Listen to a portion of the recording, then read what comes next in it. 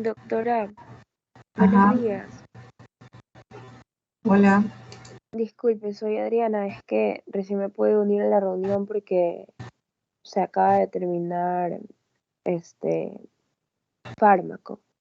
Entonces, ya pues por eso me demoré un poquito. Lo siento. Ya, recién voy a tomar lista ahorita. Ah, ya, ok. Ya, Aguirre, Alonso, Presente, doctora, buenos días. Uvilla, Andrade, Romina Andrade, Pamela Estudillo, Presente, doctora. Estefanía, Presente, doctora. Pamela, Presente, doctora. Diana, Presente, doctora. Marisabel, Presente, doctora. Ricardo Cali, Presente, doctora. Lobel, Natalia Cárdenas, Presente, doctora. William Carrera, Presente, doctora. Julio, María Paula Duque, Presente, doctora. Leonardo García, Presente, doctora. Fiorella, Presente, doctora. Enrique Icaza, Presente. Jofre, Presente, doctora, buenos días. José Luis, Presente, doctora, buenos días. Priscila, Presente, doctora. Kevin, Larisa Macías, Presente, doctora. Kevin, disculpe. Larisa Macías, Karim Mazú, Betsabe Muñoz, Presente, doctora, buenos días. Enrique Naranjo, Presente, doctora, buenos días. Cristina Núñez, Presente, doctora. Andrés Paskiewicz, Presente, doctora. Andrés Pazmiño, Presente, doctora. Víctor Pérez, José Andrés Pérez, Presente, doctora. Buenos días. Disculpe. Víctor Pérez está presente, Sí, doctora, presente. Peñafiel Alan,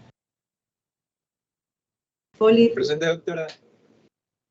Lorena Poli, Buenos días, doctora, presente. María Gracia Rimbaldo, Ariel Romero, Presente, doctora. Buenos días. Israel Rosero, Soledad Salazar, Buen día, presente. Guillermo, Presente, doctora. Valentina, Presente, doctora. Juliana, Presente, doctora, buenos días. Ariana, Presente, doctora. Andrés Villavicencio, Presente. Sebastián, Presente, doctora. Paola Yerobi. Presente. Ya, ok. Ya. Ahora sí, ya. Comienza el que le toca primero, ¿ya?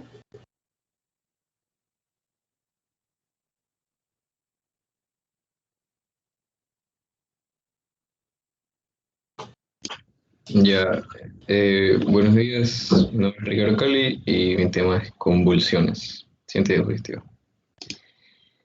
Ya tenemos que una convulsión es un evento motor, sensorial o autónomo paroxístico que va a ocurrir debido a descargas eléctricas anormales, excesivas y sincrónicas de las neuronas en el cerebro.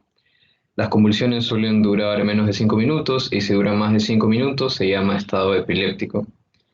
La epilepsia es una enfermedad crónica del cerebro que predispone al individuo a tener convulsiones recurrentes no provocadas y esas son las convulsiones sin una causa desencadenante clara. La epilepsia generalmente se diagnostica cuando una persona tiene 2 o más convulsiones no provocadas separadas por al menos 24 horas. Siguiente diapositiva. Las convulsiones se clasifican en 2 tipos, tenemos las convulsiones generalizadas y las convulsiones focales. Las convulsiones generalizadas surgen de ambos hemisferios cerebrales al mismo tiempo, mientras que las convulsiones focales surgen de áreas específicas en un hemisferio cerebral. Sin embargo, las convulsiones focales pueden extenderse a ambos hemisferios cerebrales, provocando una convulsión generalizada. Cuando esto sucede, se le llama convulsión generalizada secundaria. Siguiente diapositiva. Ya, las convulsiones generalizadas se van a subclasificar en convulsiones motoras y convulsiones no motoras. Independientemente del subtipo, estas convulsiones casi siempre causan un deterioro repentino de la conciencia. Las convulsiones motoras generalizadas incluyen las convulsiones tónicas, clónicas, tónico-clónicas, atónicas y mioclónicas. Siguiente diapositiva. Ya, las convulsiones tónicas implican una rigidez repentina de los músculos, mientras que las convulsiones clónicas implican contracciones rítmicas de los músculos. Sin embargo, estas características generalmente se combinan, por lo que las personas comúnmente tienen una convulsión tónico-clónica. En una convulsión tónico-clónica generalizada, una persona puede tener contracciones de diferentes músculos, como son los músculos de sus cuerdas bucales, lo que va a hacer que grite o llore involuntariamente durante la convulsión. Tenemos también la contracción de los músculos oculares, que puede hacer que los ojos se vuelvan hacia arriba. La contracción de los músculos orofaringeos puede dificultar la deglución, provocando que las secreciones respiratorias se acumulen en la orofaringe. La contracción de los músculos de la mandíbula puede hacer que el individuo se muerda la lengua, y las personas con este tipo de convulsiones tónico-clónicas también pueden desarrollar incontinencia urinaria o fecal. Algo muy importante es que después de que termina la convulsión tónico-clónica, los individuos entran en un periodo que es llamado la fase post-ictal, durante la cual la conciencia del individuo todavía está afectada por varios minutos o incluso horas, por lo que los pacientes parecen lentos o cansados o difíciles de despertar. Siguiente diapositiva. Ya, luego tenemos las convulsiones mioclónicas. Hay que recordar que las convulsiones mioclónicas implican contracciones musculares repentinas y rápidas. Esto se parece bastante a las convulsiones clónicas, pero la diferencia clave es que en las mioclónicas las contracciones son mucho más rápidas. Estas van a ocurrir en una velocidad de 0.1 segundos, mientras que en las clónicas las contracciones ocurren a una velocidad de aproximadamente 1 a 2 segundos.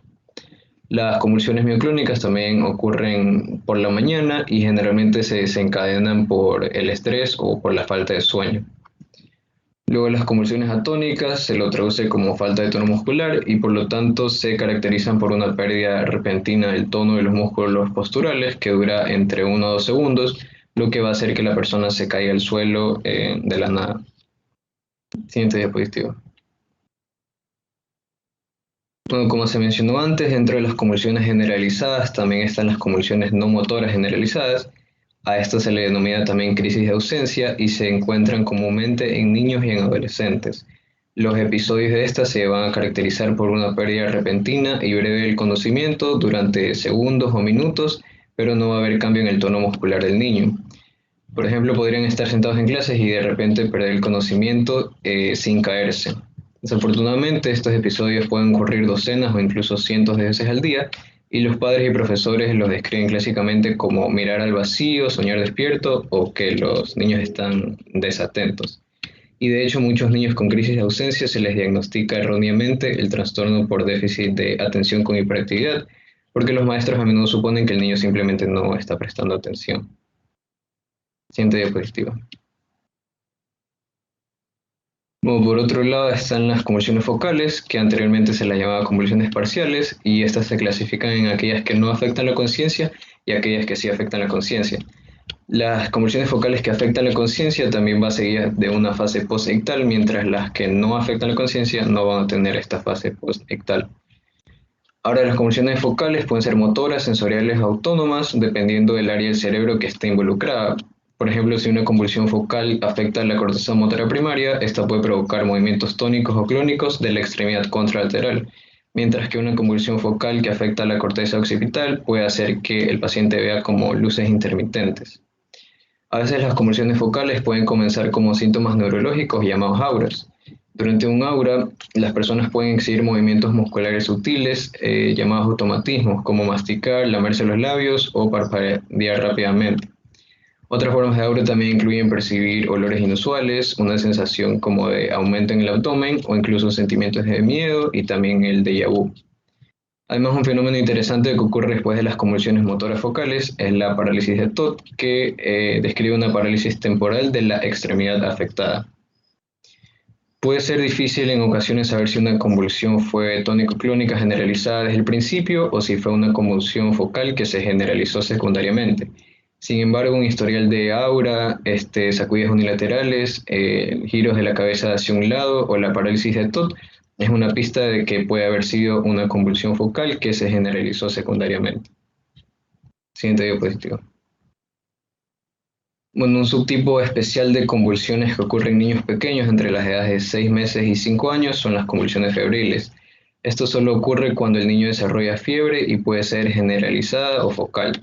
Debido a esto, las convulsiones febriles se van a clasificar de manera diferente en lo que son convulsiones febriles simples y convulsiones febriles complejas. Las convulsiones febriles simples generalmente son generalizadas y duran menos de 15 minutos y no vuelven a ocurrir dentro de 24 horas. Mientras que las convulsiones febriles complejas suelen ser de inicio focal, duran más de 15 minutos y a menudo ocurren más de una vez en un lapso de 24 horas. El virus herpes humano 6 va a tener una asociación particularmente alta con las convulsiones febriles y este virus también va a causar rociola infantil, que es una enfermedad caracterizada por el desarrollo de fiebre alta durante aproximadamente 3 a 5 días. Luego la fiebre va a desaparecer y va a aparecer una erupción maculopapular en el tronco que se extiende hacia las extremidades. Y las investigaciones en el diagnóstico se van a centrar en buscar la causa de la fiebre y excluir una patología grave. Por ejemplo, se puede realizar una punción lumbar para excluir la meningitis. Siguiente diapositiva. Ya, no, anterior. Ya hay que tener en cuenta, o sea, la que dice causas, creo. Ya hay que tener en cuenta que las convulsiones son solo un síntoma, al igual que cualquier otro, y por lo tanto existen numerosas causas de convulsiones. Tenemos vascular, que incluye accidentes cerebrovasculares isquémicos o hemorrágicos, o hemorragia intracerebral. Luego tenemos infección, que va a incluir meningitis, encefalitis o absceso cerebral. Luego trauma, especialmente una lesión cerebral traumática penetrante, como la de un disparo. Toxinas, dentro de este incluyen drogas de abuso como sobredosis de cocaína o anfetaminas o alcohol, que generalmente se desarrolla 48 horas después de la última bebida. Además, la isoniazida, que es un medicamento contra la tuberculosis, puede causar convulsiones secundarias a la deficiencia de piridoxina o vitamina B6. El antidepresivo bupropión también puede causar convulsiones, especialmente si se administra a personas con trastornos alimentarios como anorexia o bulimia. Entre las causas autoinmunes tenemos la vasculitis del sistema nervioso central o el lupus, y dentro de las causas metabólicas, esta categoría incluye una gran cantidad de desequilibrios electrolíticos, como lo son la hiponatremia y la hipocalcemia, u otros desequilibrios metabólicos, como lo son la hipoglucemia, hiperglicemia, hipertiroidismo, encefalopatía hepática o encefalopatía urémica. Además, se debe considerar a la encefalopatía de Wernicke causada por deficiencia de tiamina, especialmente en individuos que son alcohólicos. Bueno, idiopático ya significaría un episodio de epilepsia, y también tenemos neoplasias que, y también están los diagnósticos diferenciales como es el síncope. Además, un diagnóstico separado que debe considerarse específicamente en mujeres embarazadas es la eclampsia. Esto es cuando tienen preeclampsia, que es presión arterial alta durante el embarazo, con daño en los órganos, y luego van a desarrollar convulsiones. Siguiente diapositiva. Ya, cuando una persona presenta un historial de un evento paroxístico, es importante asegurarse primero de que el evento fue realmente una convulsión, y un diagnóstico diferencial de importancia es el síncope. El síncope suele estar precedido de mareo o sudoración, seguido de una breve pérdida del conocimiento que dura unos segundos. De forma similar a las convulsiones en el síncope también se pueden presentar movimientos tónicos o clónicos. Sin embargo, a diferencia de las convulsiones, el síncope no tiene una fase postictal y los individuos recuperan la conciencia total unos segundos después del evento. Siguiente diapositiva. En cuanto al diagnóstico, el primer paso es determinar si la persona ha tenido convulsiones previas, y si ese es el caso, ya sería epilepsia. Por otro lado, para una convulsión que es dada por primera vez, es importante comenzar por considerar todas las causas potenciales.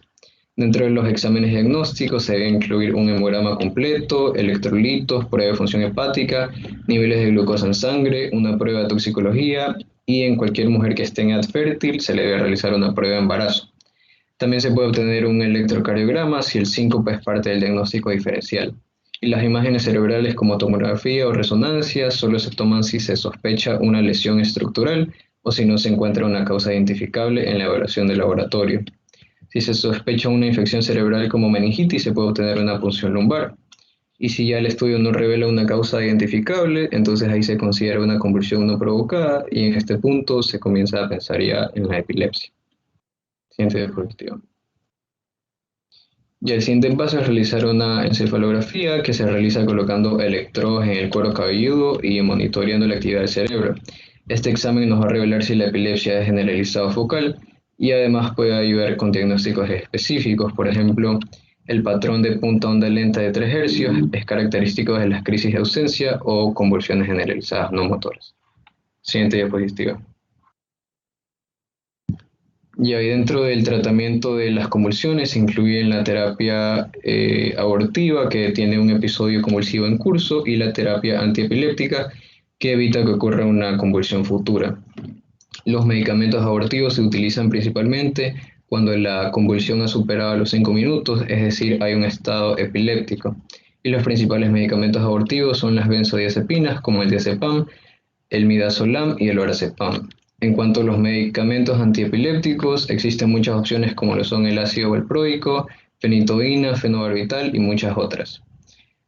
Y un medicamento de importancia es la etosuximida, que se usa específicamente para las crisis de ausencia. Además, en casos de eclampsia, el medicamento de elección será el sulfato de magnesio.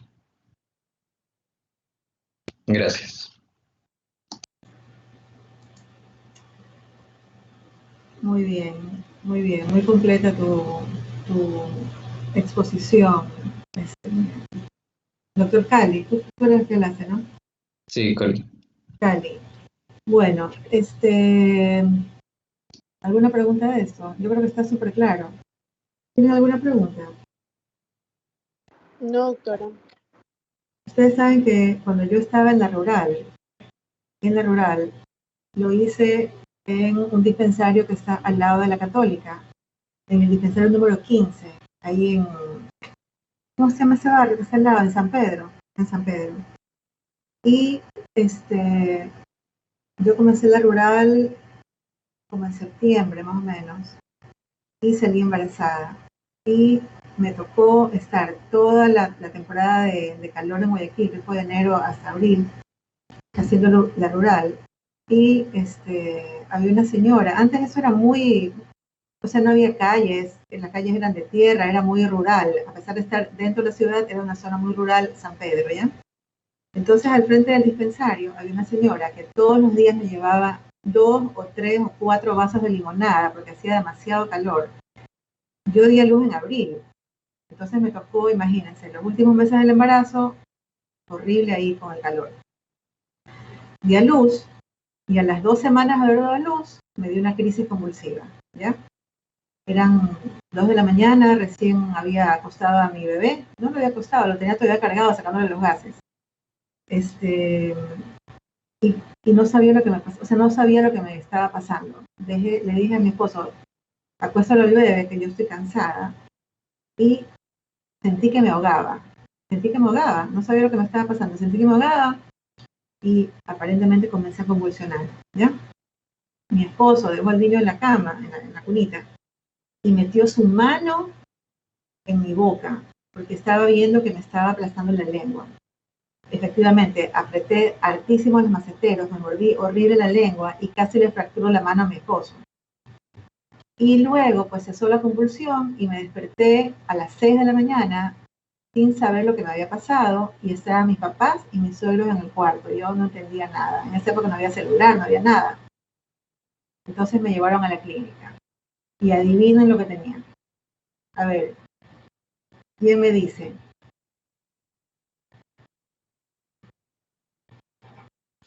Aparte de la convulsión, ¿presentó algún otro síntoma antes de la convulsión? No, solamente sentía que me faltaba el aire. O sea, como que me faltó el aire y ahí me desmayé y comencé a convulsionar. Esa fue mi aura. ¿Tenía bajos sus electrolitos, doctora? No. ¿Deshidratada no estaba? No, tomaba bastante Quaker. Lo estaba dando de lactar. Tenía la Preeclampsia posparto. Eso pensaron. Pero no, mi presión estaba bien. Y no tenía proteinuria y la presión estaba normal. Bueno, les voy a contar. Resulta que la señora, bueno, me llevaron a la clínica, me hicieron exámenes de sangre, todo fue normal. Cuando me hacen una tomografía, encuentran un cisticerco, aquí arriba, un cisticerco, o sea, un huevito, ¿ya? Acá arriba.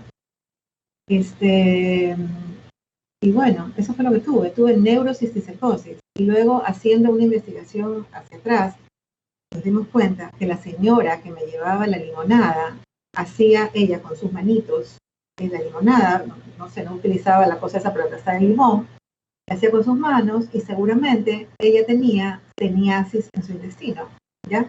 Porque el tema con la neurocisticercosis es que nosotros, o sea, los humanos somos el huésped definitivo de la tenia, ¿ya?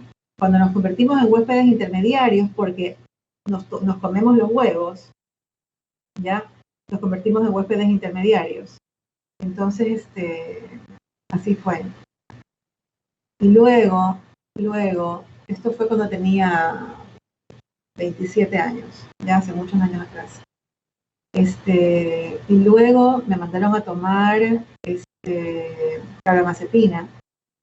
Estuve tomando, obviamente en ese instante se me suspendieron la lactancia materna y comencé a tomar carbamazepina, ¿ya? Y tomé carbamazepina durante como, no sé, 10 meses creo. Tomé carbamazepina, supuestamente tenía que tomar carbamazepina de largo, ¿ya? Pero tomé 10 meses porque a los 10 meses me di cuenta que estaba otra vez embarazada. Entonces suspendí la carbamazepina y seguí con mi embarazo de mi segunda hija, ¿ya? Y luego yo le pregunté al ginecólogo, ¿qué hago? ¿Tomo o no tomo la carbamazepina? Porque yo había convulsionado 10 meses atrás. Entonces, ¿saben lo que dijo el ginecólogo? Me hizo así. O sea, como que me dejó en mi libre criterio si tomar o no tomar. Entonces yo decidí no tomar, porque me parecía que iba a ser teratogénico, así que no tomé, ¿ya? Y luego, años más tarde, estaba en Buenos Aires y fui a una charla de convulsiones y embarazo. De qué pasa con la gente, con las mujeres que son epilépticas y se embarazan, ¿ya? Entonces, el médico neurólogo decía que más complicado para el feto es que la mamá tenga una convulsión porque hay una hipoxia de la placenta. O sea que peor era tener una hipoxia placentaria porque podría haber muerte fetal que el efecto teratogénico que podría producir la carbamazepina. Y que tendría que, o sea, yo pensé en ese momento, bueno, tendría que haber tomado carbamazepina, pero bueno, pasó. Y después de como 7 años, o sea, ya, desde cuenta que a los 27 tuve la convulsión, tomé carbamazepina 10 meses, de ahí suspendí y nunca más tomé, hasta después de 6 años que estaba en la playa y me volvió a dar una convulsión. Y ahí sí, yo sabía lo que me iba a dar, porque llegué a la casa y fue igualito. Me acosté en la cama y sentí que me ahogaba. Entonces le dije a mi esposo, voy a convulsionar, y ahí convulsioné. Él, obviamente, ahí ya no me metió la mano en la boca. Me puso una almohada, creo, o una toalla. Y ahí sí me dejaron con carbamazepina como 4 años, creo. Bueno, esa es una historia, ¿ya? Y ahí otra historia es que venía al hospital en colectivo cuando era estudiante, tenía clases de semiología con Tetamati. Entonces venía en el colectivo y no sé si ustedes han usado colectivo, pero hay unos colectivos que no sé si existen ya, que tienen el asiento de atrás del chofer así y había uno así también, como una L, ¿ya? Entonces yo estaba sentada y mi mamá me había dicho, siéntate adelante porque ahí no roba. Entonces yo me senté aquí y del lado de acá había un señor. Cuando de pronto el señor comenzó a hacer así, miren, así. Se venía hacia mí y yo le empujaba. Se venía hacia mí y yo le empujaba. Y de pronto se cayó al piso y comenzó a convulsionar. Entonces, agarré y le puse la pluma en la boca para que no se muerda la lengua. Y de ahí ya no sé qué pasó con el paciente, con el señor, porque yo ya me tenía que bajar. Le dije al chofer, para el bus, llévalo a la emergencia, pues ese señor tiene una convulsión. Bueno. Y otro caso también, este sí era un alumno que estaba en mi colegio, que era un chico compañero epiléptico. Cada vez que había, no sé si ustedes en sus colegios nos hacían parar todos los lunes a formarse en el patio para cantar el himno nacional. Bueno, este chico, o en las fiestas, no sé, de Guayaquil, que te hacían parar en el patio para escuchar, no sé, charlas y cosas. Bueno, este chico, cada vez que había una parada así de que tenemos todos al patio, él convulsionaba. Y a este chico le pasó que una vez estábamos en la piscina del colegio y ya todos salimos de la piscina para ir a cambiarnos la ropa. Y este chico no salió, se quedó bañándose, no sé, un rato más. Nadie se dio cuenta, el chico tuvo una convulsión en la piscina y falleció en la piscina del colegio. Y él tenía ahí unos 12 años, fue un episodio espantoso. Entonces, si ustedes tienen un paciente que tiene una convulsión, ¿ya? Tienen que averiguar si este paciente ya ha tenido otras convulsiones antes, se trataría de un paciente epiléptico. Siempre, por primera vez, le hacen todos los exámenes que dijo el doctor Cali, muy bien, ¿ya? Y obviamente resonancia. Hay que pensar en este país en cisticerco siempre, ¿ya? Cisticercosis. Luego tumores cerebrales, sangrados, aneurismas cerebrales también. Cualquier cosa que pueda llegar a la corteza cerebral, porque es en la corteza donde se producen las descargas eléctricas, ¿ya? Entonces, cuando ustedes tengan un paciente, si está internado el paciente, por ejemplo, y hace una convulsión, es fácil, le ponen una ampolla de diazepam, ¿ya? Y con eso se pasa la convulsión. Hasta eso lo mandan a hacer una tomografía, lo que sea. Pero si es alguien que ustedes ven en la calle, por ejemplo, ¿ya? Lo acuestan, cuando el paciente se cae, pues, ¿no? Ustedes lo acuestan y buscan algo para meterle en la boca y le sostienen la cabeza y lo ponen de lado, porque el paciente a veces puede vomitar, tragarse la lengua, morderse la lengua, broncoaspirar, golpearse, ¿ya? Si es un niñito que tiene una convulsión febril, tienen que bajarle como sea la fiebre, como sea, ¿ya? O si es un niño que tiene antecedentes de epilepsia también, y convulsiona, tienen que bajarle fiebre porque saben que se viene de ley la convulsión, ¿ya? ¿Alguna pregunta? No, doctora. Bueno, ¿qué les parece mi historia? Impactante. O sea, doctora, todos esos episodios que usted tuvo fueron a raíz de la oncocercosis. Sí, claro. No es oncocerco, es neurocisticercosis. Ah, ok. Sí. Tuve 2 episodios, pero fueron horribles. Bueno, el siguiente tema, ¿quién es? Campaña. Ya. Yo, espera. Ya presento.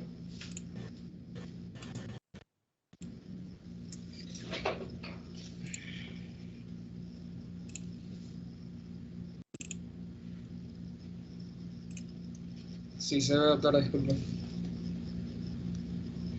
Sí se ve, perfecto. Gracias.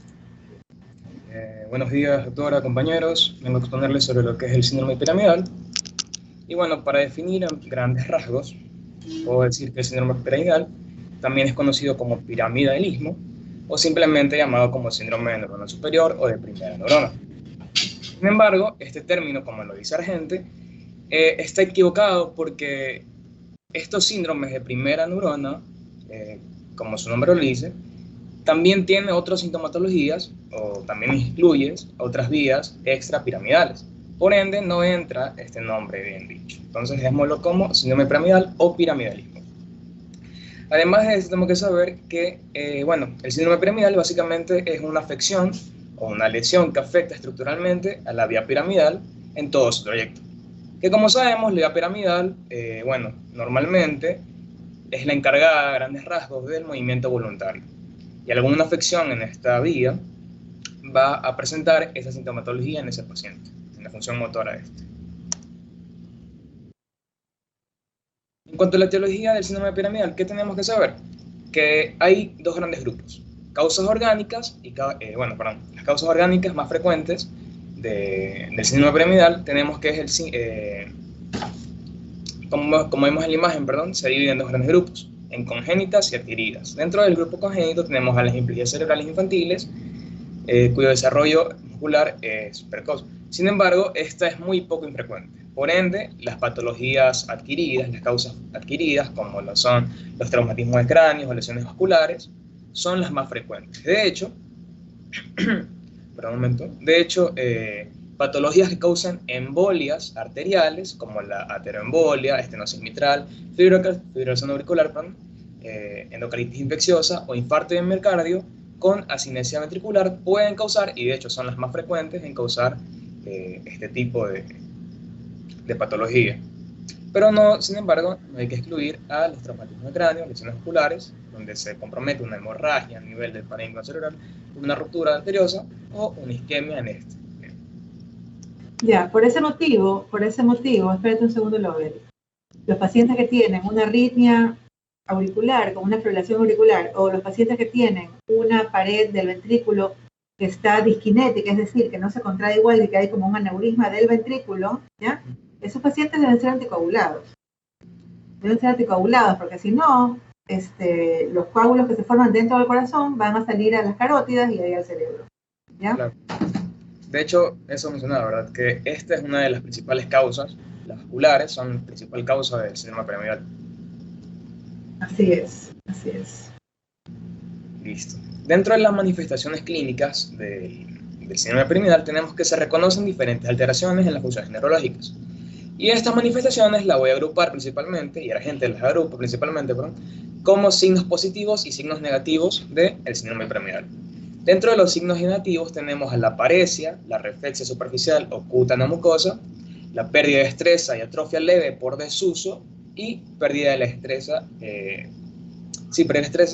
y por desuso.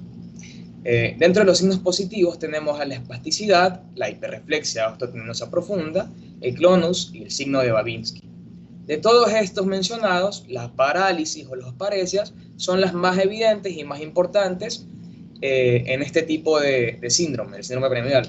¿Por qué? Porque de hecho la paresia o las parálisis, que vamos a ver más adelante, son el principal motivo de consulta del paciente o de un familiar que acompaña al paciente, que va a decirle al médico. De hecho, o el médico puede en el examen neurológico puede encontrar como el principal motivo también. Pero aquí me faltó, que también tenemos que tener en cuenta que las manifestaciones en la motilidad van a depender del sitio donde la vía se encuentre relacionada. Es así como va a aparecer la hemiplegia o hemiparesia, paraplegia o paraparesia, y la cuadriplegia o cuadriparesia. Y la monoparesia, que vamos a hablar más adelante.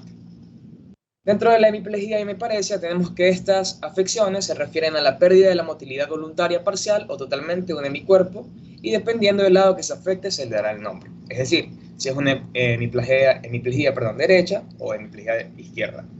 Además de eso, estas afecciones por lo general no respetan la cara. Por ende, pueden ser una hemiplegia o hemiparesia facio-brachioculaar, del lado que se afecte, ¿no? En algunas, como vemos en la imagen de aquí, se afecta la cara, el miembro superior y el miembro inferior del mismo lado.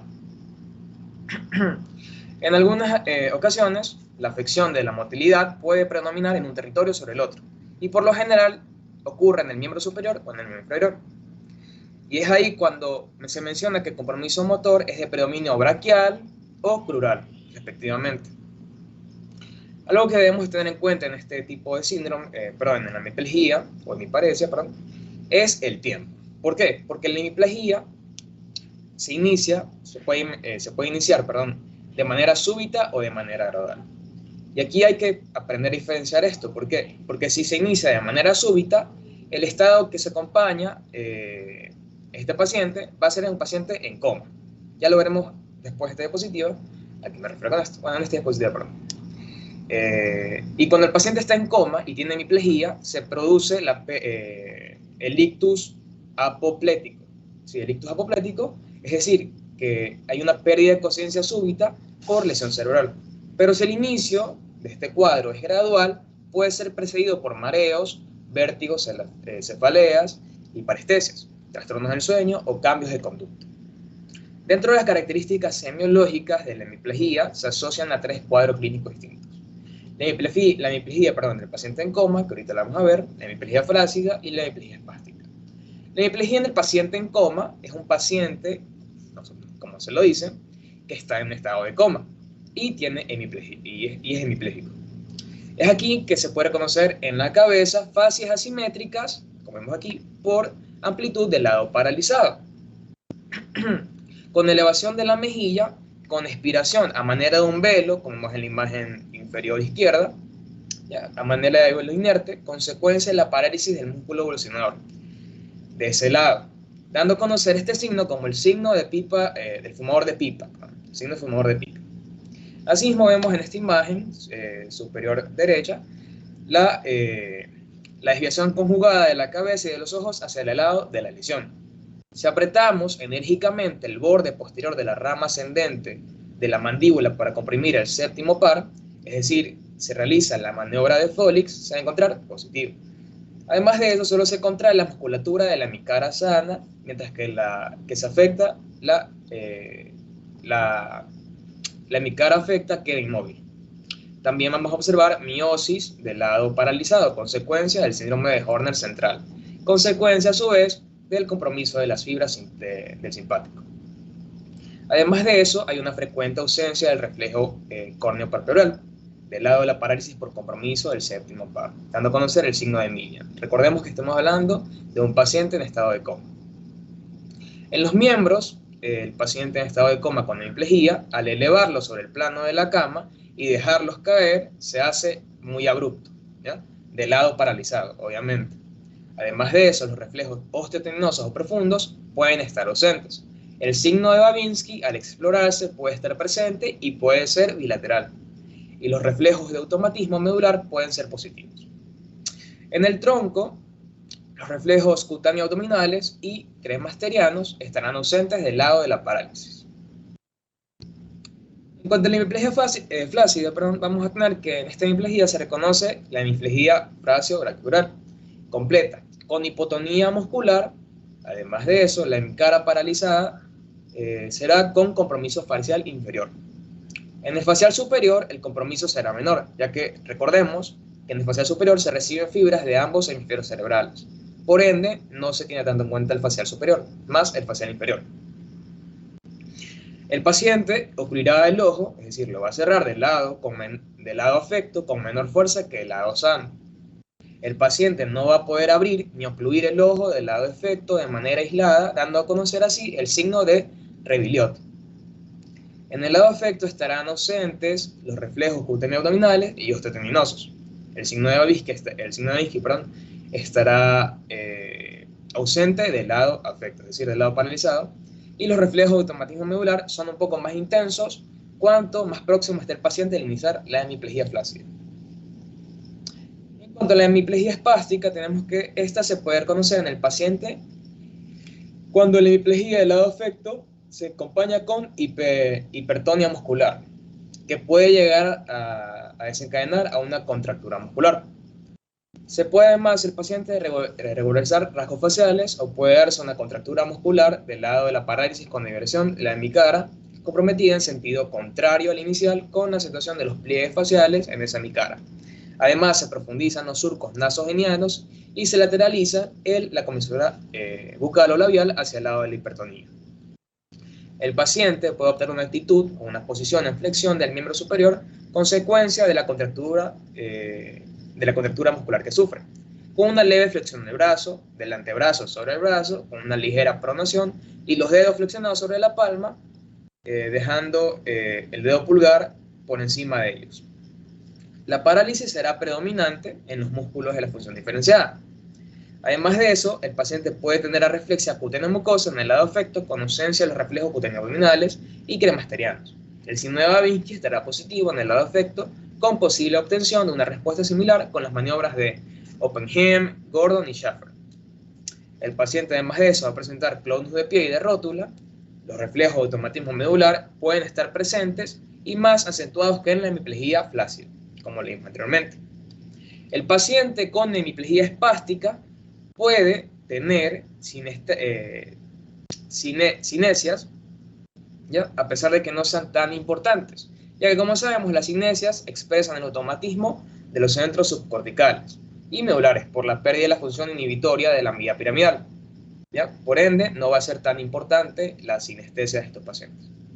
Y por último tenemos que las atrofias musculares en estos pacientes son muy tardías y predominan principalmente en las zonas del hombro, en la mano y el glúteo del lado afecto. Vale la pena aclarar que en todas las hemiplejías pueden darse de manera súbita gradual y pueden preceder a otro tipo de hemiplegia. Es decir, en un paciente en coma con hemiplegia, se puede instalar de forma súbita o gradual la hemiplegia flácida o hemiplegia espástica. Y asimismo, la hemiplegia flácida se puede transformar en una hemiplegia espástica con el tiempo. En cuanto al diagnóstico topográfico de la lesión, tenemos que si se sospecha del síndrome piramidal, se debe realizar este tipo de diagnóstico, donde se reconocen dos tipos de hemiplejías: las hemiplejías directas y las hemiplejías indirectas. La hemiplegia directa quiere decir que son aquellas afecciones que comprometen, que comprometen la mitad del cuerpo. Por lo general, la lesión de esta se halla a nivel de los hemisferios cerebrales antes de la decusación de la vía piramidal en el puente, donde su localización puede ser cortical, subcortical, capsular, talámica o espinal, por lo cual sí se va a comprometer la cara y los miembros inferiores del lado contrario. En cuanto a las hemiplejías alternas, hemiplejías alternas o indirectas, son aquellas donde existen áreas afectas en ambos hemicuerpos, donde la lesión se encuentra en un nivel del tallo cerebral, por debajo de la cápsula interna, generando el compromiso homolateral de las fibras ya decusadas de uno o más de los pares craneales, antes de decusarse produciendo una parálisis periférica de uno o más de los pares craneales afectados, con hemiplegia del lado afecto. Y es aquí donde veremos más adelante un poquito de los síndromes del tallo cefálico y medulares. Pasemos a hablar de la hemiplegia directa cortical. ¿Ya? La hemiplegia directa cortical es un tipo de hemiplegia donde hay una lesión principalmente a nivel de la corteza cerebral en el área motora de Brown, donde el daño, si es focal, puede presentar solo monoplegia braquial o crural, precediéndose por la epilepsia de jacksoniana. Esto es importante. La lesión directa cortical tiene epilepsia jacksoniana. Y se asocia también al déficit intelectual únicamente si la lesión está en el hemisferio dominante del paciente. También, si está en este hemisferio dominante, puede haber afasia motriz, aparaxia, asteognosia y asfagnesia. Ya, espérate, aquí hay que decir una cosa. Mientras más arriba es la lesión, es decir, mientras más cortical es la lesión, menos territorio toma. Es decir, mientras más abajo se van uniendo más fibras, entonces toma más territorio en el cuerpo que se va a afectar, ¿ya? Es decir, una lesión en la cápsula interna produce una hemiplegia facio-brachiocrural.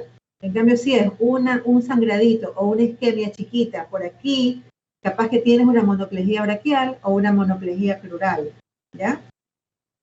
Y son las lesiones que afectan la corteza cerebral las que van a producir epilepsia, convulsiones, las otras no. ¿Ya?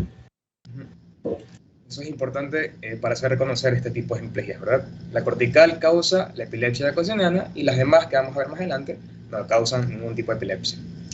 Hablemos de la hemiplegia directa subcortical. En esta hemiplegia la lesión está ubicada en el centro oval antes de que la vía piramidal alcance la cápsula interna y se va a acompañar de un cuadro similar al cortical. Sin embargo, no va a existir ningún tipo de convulsión.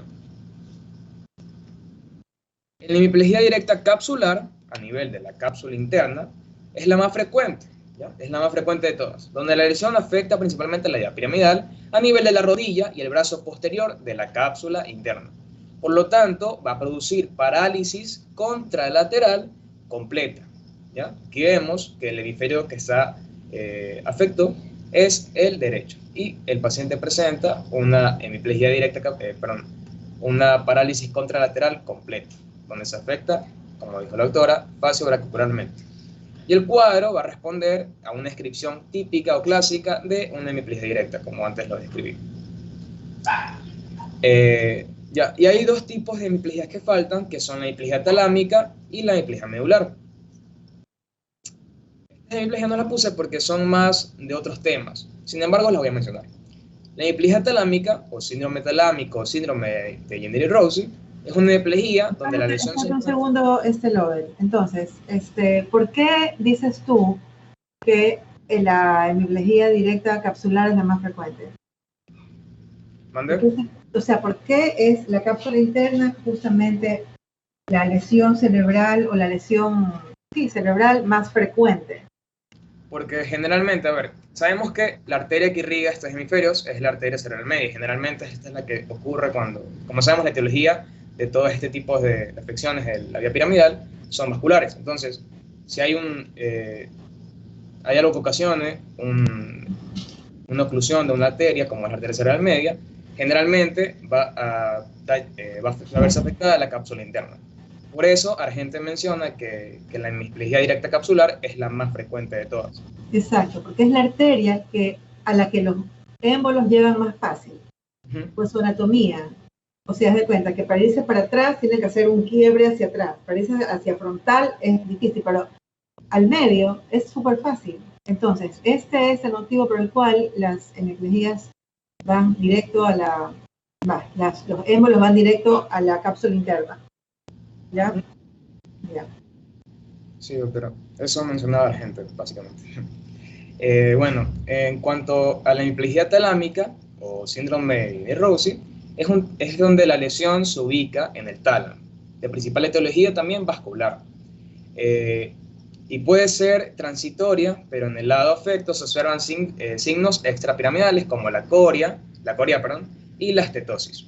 También hay hemitemblor o hemiataxia y signos sensitivos, especialmente dolores intensos de tipo central, es decir, las famosas algias talámicas, que pueden comprometer la cara y miembros agravándose con sus emociones, acompañadas por hemiestesia superficial táctil y profunda, y hemianopsia homónima si la lesión se extiende dorsalmente hacia el núcleo pulvinar.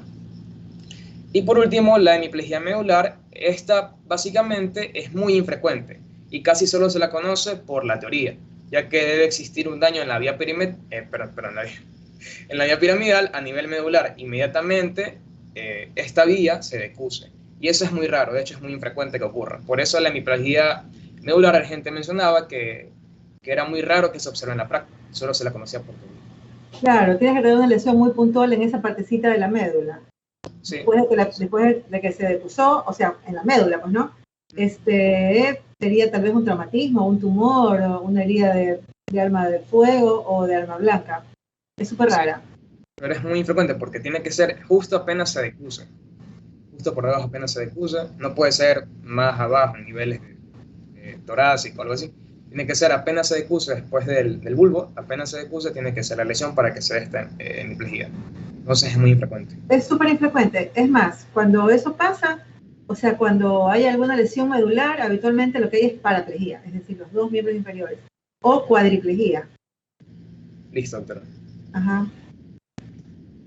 Listo, entonces tenemos las hemiplegias alternas. Estas hemiplegias pueden aparecer junto a otros signos motores y otros signos de la lesión de la vía cerebelosa, extrapiramidal y sensitiva. Estas hemiplegias se dividen dependiendo de la altura de la lesión en pedunculares, protuberenciales y vulvares, dando así los diferentes síndromes según su localización en el tallo cerebral. Y es aquí donde tenemos a nivel peduncular al síndrome de Weber o síndrome peduncular anterior o del pie peduncular, donde la ubicación de esta lesión, como su nombre lo dice, es en el pie del pedúnculo cerebral y fibras radiculares del tercer par craneal o el oculomotor. ¿Tienes una diapositiva de eso? Porque sigues en hemiplegia directa capsular. ¿Mandé? ¿Cambiaron la diapositiva o no? Sí, ya cambié. Ahí sí, ya, ahora sí. Entonces, ¿cuál es el signo principal? Como ya está afectado el oculomotor, el signo principal del síndrome de Weber es la parálisis del tercer paro, el oculomotor.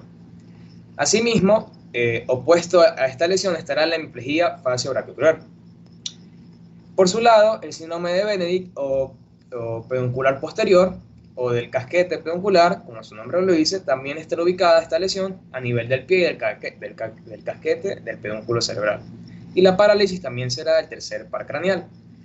Pero lo distintivo de aquí es que el lado opuesto del paciente estará con hemiplegia facio-brachiocural, hemiestesia, hemiataxia y hemitemblor. También tenemos en peduncular al síndrome de Monaco, donde esta lesión se ubicará únicamente en el casquete peduncular, también causando parálisis del tercer par craneal Y también puede causar una hemiplegia leve o nula. También este síndrome es un poco infrecuente. El más frecuente del peduncular podría ser el fóbil superior, donde la lesión estará básicamente anterior al fascículo longitudinal medio, donde la parálisis también será del tercer par craneal y el lado opuesto estará con hemiplegia faciobranquial con desviación fija de la mirada hacia el lado de la lesión.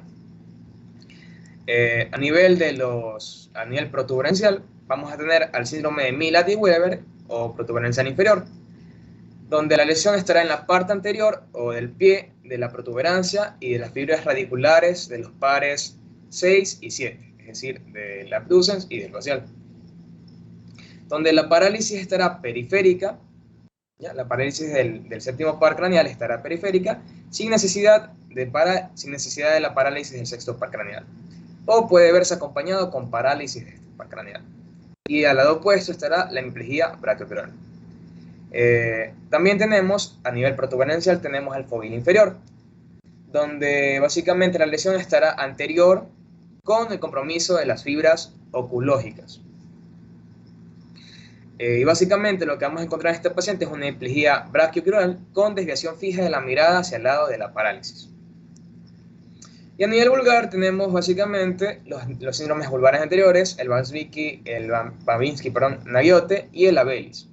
El vulvar anterior básicamente se da cuando la lesión está en la parte anterior del bulbo y en la predecusación piramidal y de las fibras radiculares del 12º par craneal, causando así una parálisis de este par craneal, causando una hemiparálisis con hemiatrofia lingual y la hemiplegia brachiocrural. En el síndrome de Abelis vamos a tener que se da en la lesión se da en la parte anterior del bulbo, y en el núcleo ambiguo, donde la lesión va a presentar, básicamente el paciente estará presentando una parálisis del 9º par craneal con el hemiveloplegia, y también se verá paralizado el 10º par craneal, causando una parálisis de la cuerda vocal, y también la hemiplegia brachiocrural. Como lo mencioné antes, estas hemiplegias alternas básicamente son los síndromes que veremos en otras clases, como síndromes de tallo encefálico y de la protuberancia. Por ende, solo decidí mencionar lo más importante y más puntual de esto.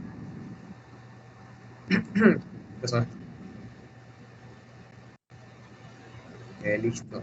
Dentro de la parálisis. Quiero decirles algo. Estos síndromes son, digamos, los ven solamente los neurólogos, ¿ya? Entonces, lo importante que ustedes tienen que saber es, digamos, a quién llamar y qué hacer inicialmente, ¿ya? Si es un paciente que tiene una hemiplegia facio-brachiocrural, todo al mismo lado, ustedes saben que es un problema de la vía piramidal de capsular interna, ¿ya? Si tiene una parálisis de los pares craneales de un lado con hemiplegia del otro lado, es una hemiplegia alterna, ¿ya? Es decir, algo central de un lado con algo del otro lado, motor contralateral, digamos, ¿ya? Entonces es una hemiplegia alterna. Y ahí igualmente van a llamar al neurólogo. Ustedes solamente le hacen la tomografía, le bajan la presión al paciente, lo estabilizan y llaman a neurología. Pero en realidad ya la minucia es para los neurólogos. Ustedes tienen que saber así como lo general, ¿ya? Ustedes médicos generales y médicos clínicos, ¿ya? Dale. Claro, doctora, pero además de eso, los síndromes del tallo cerebral por sí solos no se dan muy frecuentemente, son también muy infrecuentes, porque generalmente se dan todos en conjunto. No vamos a tener simplemente síndrome de Weber o síndrome de fóbil inferior o cosas así. Vamos a tener un conjunto de síndromes agrupados. Ajá. Que se afectan diferentes secciones del encéfalo. No únicamente será una parte del cerebro. Uh-huh. Listo. También tenemos a la cuadriplegia o cuadriparesia. Básicamente, esta afección, paraplegia o parapesia. Bueno, este tipo paraplegia o paraparesia. Este tipo de afección trata sobre el compromiso, básicamente, de la motilidad de dos regiones simétricas del cuerpo. Y como es la imagen, por lo general es a nivel de los miembros inferiores. Cuando se comprometen los miembros superiores, se denomina de diferentes formas. Se denomina diplejía braquial. ¿Ya? Por ende, solo vamos a hablar de los miembros inferiores, obviamente. En la paraplejía, la lesión de la primera neurona en su trayecto medular es bilateral y la parálisis se pasa a denominar, paraplejía espástica. La etiología de esta afección, o sea, de las paraplejías, son las enfermedades de la médula espinal o de estructuras aledañas, con compromiso medular secundario a la compresión. En mayor frecuencia se trata de compresiones medulares lentas producidas por tumores medulares, tumores meningios o tumores vertebrales. También el mal de Pott o la aracnoiditis crónica. Aunque no se descartan los traumatismos vertebrales o medulares, las enfermedades esmelinizantes como la esclerosis múltiple y los trastornos circulatorios que producen isquemia medular intermitente o permanente como la singomelia. Pero eso, como ya lo dije anteriormente, se ve principalmente en los síndromes medulares. En el examen neurológico, el paciente con paraplejía presentará signos de afección piramidal dependiendo de la altura de la lesión, como la paraplejía o parapesia. Entonces va a tener hipertonía parecida a la flacidez cuando su inicio es agudo. Los miembros inferiores también van a presentar una posición extendida con los muslos y las rodillas juntas y apretadas con masas musculares duras que se oponen resistentemente a los movimientos pasivos. También el paciente va a presentar una marcha de tipo paretoespástico, piramidalismo bilateral por debajo de la lesión, con hiperreflexia profunda y ausencia de los reflejos cutáneos abdominales. El signo de Babinski y los reflejos de automatismo medular estarán exagerados en estos pacientes. En cuanto al paciente con cuadriplegia o cuadriparesia, esta afección es motora también y se da en los 4 miembros, posterior a una lesión bilateral de la vía piramidal a nivel cervical. Principalmente se da por traumatismo. La etiología de esta principalmente es por traumatismo a nivel cervical. Sus causas también son similares a la paraplejía y habitualmente en este nivel se da por causa vascular también, como el síndrome de cautiverio o de enclaustramiento. Y este síndrome básicamente es cuando se produce un infarto isquémico ventral de la protuberancia, donde se conserva la conciencia. Y hay diplejía facial y parálisis de los pares craneales inferiores, donde solo se va a conservar la motilidad vertical de los ojos y de los párpados. En cuanto a la monoplejía y la monoparesia, tenemos que saber que este es un trastorno de la motilidad de un solo miembro y puede ser o braquial o plural. Las monoplejías cerebrales son raras y pueden corresponder a hemiplejías directas corticales, donde solo se afecta la motilidad de un miembro. Por su parte, en las monoplejías medulares se compromete la vía piramidal y se compromete piramidalmente y espásticamente, donde observaremos el síndrome de Brown-Séquard como ejemplo de esta afección. Y por último, voy a hablarles sobre los exámenes complementarios para confirmar básicamente lo que es todo este tipo de afecciones. Pues principalmente se piden estos exámenes, como ya lo dije, para confirmar el diagnóstico topográfico de la lesión. Para diagnosticar todo este tipo de afecciones, se utilizaba el modelo que les mencioné antes, que era topográfico. Para confirmarlo, se utilizan los exámenes complementarios, donde vamos a tener principalmente su uso para la etiología y para para pasar posterior a cirugía. Con frecuencia se emplea la neuroradiología, donde vamos a observar que la radiografía simple de columna, sobre todo, es el gold estándar en los traumatismos de los pacientes. La tomografía computarizada o la resonancia magnética principalmente se emplean para identificar la etiología de estas afecciones. Las arteriografías contrastadas de los vasos cerebrales se están indicadas principalmente para patologías vasculares, para la valorización quirúrgica de estos pacientes. La punción lumbar, principalmente para extraer el líquido cefalorraquídeo y su posterior estudio, se puede emplear muy generalmente para infecciones o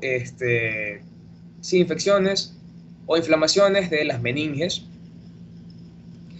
Y básicamente eso, doctora, la bibliografía de José. Ok, Muy bien, muy bien, muy bien. Bueno, creo que estuvo bastante claro.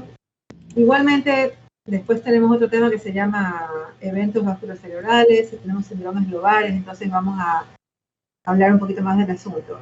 Estamos a unos minutos de comenzar el aporte, entonces los voy a dejar para que se conecten bien y tengan todo listo para el aporte.